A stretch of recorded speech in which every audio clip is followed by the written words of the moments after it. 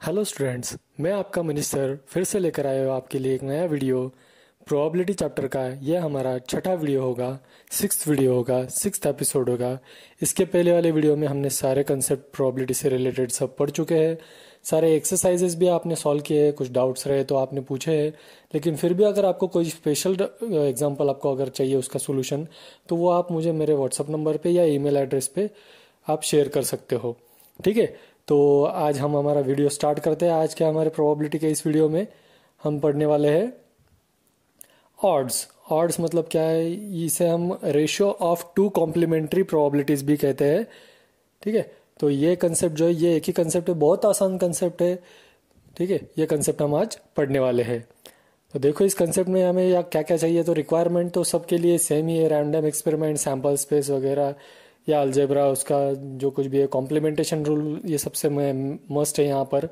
और उसके बाद देखिए, ये जो हमारा कंसेप्ट है, इस कंसेप्ट के लिए हम एक पहले देखते हैं ये कंसेप्ट एक्चुअली है क्या, एक एग्जाम्पल के साथ। ठीक है, हमारे पास सपोज एक क्लासरूम है, क्लासरूम में कुछ बच्चे हैं और बच्चों को पूछा गया कि सपोज एक आगे जाके एक 15 दिनों के लिए हम छुट्टी दे रहे क्लास को। ठीक है, बच्चों को पूछा गया कि हम 15 दिनों के लिए छुट्टी दे रहे क्लास को, तो कितने बच्चे इस बात के लिए एग्री करते हैं? तो ये सवाल पूछते ही जिनको हमने कहा था कि जिनको ये एग्री है वो हाथ ऊपर करे। तो आप देख सकते हैं यहाँ पर लगभग डायग्राम में हमारे क्लासरूम में 1 2 3 बच्चे ऐसे जिन्होंने छुट्टी देने के लिए हाँ में हाथ ऊपर किया है, और जो वो एग्री है, 3 बच्चे एग्री है, और बचे हुए जो 8 बच्चे हैं वो डिसएग्री है, मतलब वो अगेंस्ट है, हमारे इस एक्शन के खिलाफ वो अगेंस्ट में है। ठीक है, इसका मतलब क्या हुआ? 2 टाइप के पर्सन बन गए, जो है इन फेवर, और दूसरा हुआ जो कि उसके अगेंस्ट में है। ठीक है, तो इन फेवर वाले और अगेंस्ट वाले। अब क्लासरूम में छुट्टी की अगर बात रहे तो दो ही टाइप के बच्चे रहेंगे, या तो इन फेवर रहेंगे या तो अगेंस्ट वाले। ठीक है, तो मतलब हुआ क्या कि टोटल स्टूडेंट में से इन फेवर और अगेंस्ट ऐसी 2 कंडीशंस यहाँ पे रहती है, और इसी को हम कहते हैं, इसकी जो प्रोबेबिलिटी वगैरह हम कंसिडर करेंगे उसको कहेंगे हम ऑड्स। ठीक है, उस प्रोबेबिलिटी के रेशो को कहेंगे ऑड्स। अब इसकी एक डेफिनेशन है, वो डेफिनेशन हम देखेंगे। ठीक है, तो देखिए, इसके लिए हमने क्या किया कि 11 स्टूडेंट थे, जिसमें से 3 फेवर में थे, 8 अगेंस्ट में थे। ठीक है, so probability of those who are in favour and against are complementary event. मैंने ऐसे ही कहा ना कि 3 अगर फेवर में है कि 8 अगेंस्ट में है, मतलब क्या हुआ, टोटल स्टूडेंट उसमें आ गए, एक भी स्टूडेंट उसमें से छूटा नहीं। मतलब हुआ क्या, अगर हम इन फेवर वाली प्रोबेबिलिटी कंसिडर कर रहे हैं 3/11, तो 8/11 क्या हो जाएगा, उसकी अगेंस्ट वाली प्रोबेबिलिटी, मतलब उसकी कॉम्प्लीमेंट्री प्रोबेबिलिटी बन जाएगी। ठीक है, और that means there are probability that means these probabilities are complementary probabilities। ये probabilities कौन सी होती है? complementary probabilities होती है। ठीक है, तो इसका मतलब हमें complementary probabilities के साथ यहाँ पर डीलिंग करना है। ठीक है, and the ratio of such complementary probability is nothing but the odds। इसका मतलब इसका जो कुछ भी रेशो है, ये कौन सा रेशो? कॉम्प्लीमेंट्री प्रोबेबिलिटीज का रेशो, उसे हम ऑड्स कहते हैं। ठीक है, अब यहाँ ऑड्स के लिए देखिए, सबसे पहले रेशियो ऑफ 2 कॉम्प्लीमेंट्री प्रोबेबिलिटीज। ठीक है, रेशियो ऑफ 2 कॉम्प्लीमेंट्री प्रोबेबिलिटीज में क्या आएगा? If the probability of occurrence of any event A is P. मान लिया कि कोई पी हमारे पास प्रोबेबिलिटी है, किसी इवेंट के, किसी घटना के घटने की प्रोबेबिलिटी हमारे पास पी है, और अगर ये उस घटना की घटने की प्रोबेबिलिटी, मतलब ऑकरेंस की प्रोबेबिलिटी पी है, तो नॉन ऑकरेंस की कितनी होगी? ऑब्वियसली 1 - पी, क्योंकि टोटल प्रोबेबिलिटी हमारे पास 1 है, और अगर इस एक की प्रोबेबिलिटी पी बनी तो दूसरे की प्रोबेबिलिटी, कॉम्प्लीमेंट्री फंक्शन की प्रोबेबिलिटी क्या बनेगी? 1 - पी।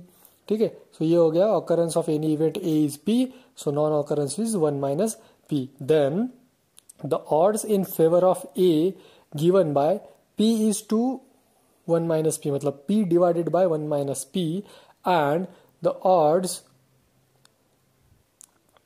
against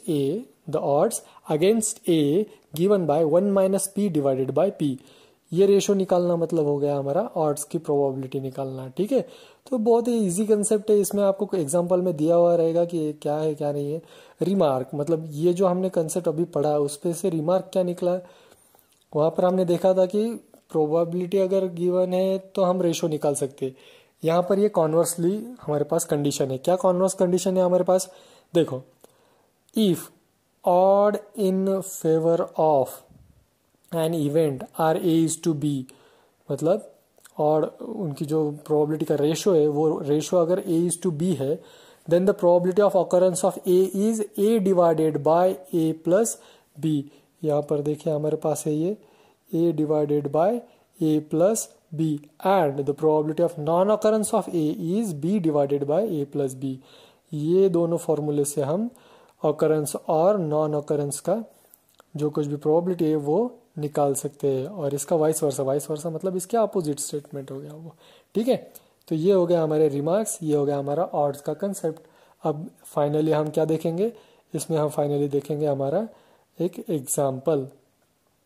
ठीक है, तो एग्जाम्पल में देखिए क्या है, क्वेश्चन ऐसा गिवन है, if odds in favour of X solving a problem an example are 4:3, मतलब जो रेशो का उसका रेशो गिवन है हमें, प्रोबेबिलिटीज का रेशो वो 4:3 है, and odd against Y, Y के अगेंस्ट में सॉल्विंग सेम प्रॉब्लम कितना है? 2:3। फाइंडिंग द प्रोबेबिलिटी ऑफ, अब हमें प्रोबेबिलिटी फाइंड करनी है। किस किस की प्रोबेबिलिटी फाइंड करनी है? X solving any X solving the problem and Y solving the same problem. X और वाई दोनों सेम प्रॉब्लम सॉल्व करने की प्रोबेबिलिटी क्या है, ये हमें अब यहाँ पर फाइंड आउट करना है।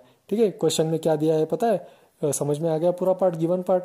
नहीं तो एक बार फिर से देख लो कि odds in favour of x, x के फेवर में कितने हैं? 4:3 का रेशो है, और वाई के फेवर में, वाई के अगेंस्ट में कितने हैं? 2:3।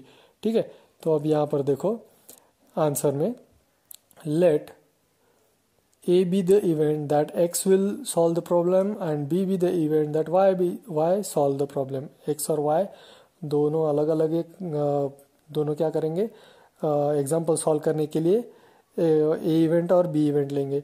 तो odds in favour of X solving the problems are 4:3, मतलब P of X, probability of X क्या बन जाएगी फिर? हमारे पास फॉर्मूला है A divided by A plus B. So A कितना आया है हमारे पास गिवन रेशो में? 4:3 में A कितना है? ये देखो 4:3, एक्स की सॉल्विंग है ना, तो 4:3 में ए बन गया 4, बी बन गया 3। सो ए मतलब 4 डिवाइडेड बाय 4 प्लस 3 मतलब 4/7, मतलब एक्स की एग्जाम्पल सॉल्व करने की प्रोबेबिलिटी कितनी है? 4/7। सिमिलरली ऑड्स इन, तो हमें यहाँ पर 4/7 यहाँ का आंसर मिल गया है। अब odd against of Y solving the example are the same problem. ठीक है, अब अगेंस्ट में है, वहाँ पहले क्वेश्चन में क्या गिवन था? यहाँ पर ऑड्स इन फेवर, यहाँ पर है ऑड्स अगेंस्ट वाई, अगेंस्ट है इसलिए वाई डैश आया यहाँ पर। ठीक है, ये देखो ये अगेंस्ट है इसलिए वाई डैश आया, फेवर में है इसलिए पी ऑफ एक्स आया। ओके, समझ में आया? तो P of Y dash is equal to A, मतलब 2:3 है, तो 2 divided by 2 plus 3 is equal to 2/5, उसकी प्रोबेबिलिटी बनी पी ऑफ वाई डैश की। Now P of Y is equal to 1 minus P of Y dash, ये तो हमें पता है कॉम्प्लीमेंटेशन रूल है। तो 1 माइनस 2/5 इज इक्वल टू आया 3/5, और दोनों के आंसर हमें यहाँ पर मिल गए। फिर भी हमारे चैनल को किसी ने सब्सक्राइब नहीं किया तो सब्सक्राइब कीजिए, शेयर कीजिए, वीडियो पसंद आए तो लाइक कीजिए। Thank you.